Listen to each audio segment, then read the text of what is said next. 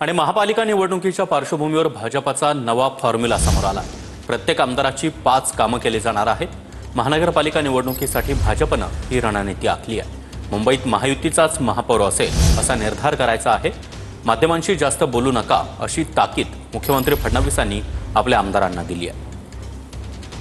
तर ठाकरे बंधूंच्या एकत्र येण्यासाठी भाजपचा नवा फॉर्म्युला, प्रत्येक आमदाराची 5 कामं होणार। पालिका निवडणुकीसाठी रणनीती, महापालिका निवडणुकीत फायदा होईल अशी कामं भाजप आमदारांनी सुचवावीत। आमदारांकडून कामांची यादी मुख्यमंत्री कार्यालयाला देणं सुरू।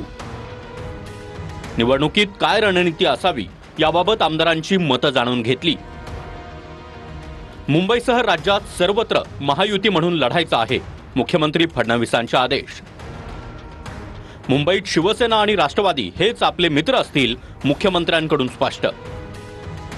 महापौर महायुतीचाच बसेल असा निर्धार आपल्याला करायचा आहे, फडणवीसांचं वक्तव्य। ठाकरे बंधू निवडणुकीत एकत्र आल्यास काय होईल, मुख्यमंत्र्यांनी आमदारांची मतं जाणून घेतली। काही प्रमाणात फरक पडेल, पण मतांचं ध्रुवीकरण मोठ्या प्रमाणात होईल, आमदारांचं मत।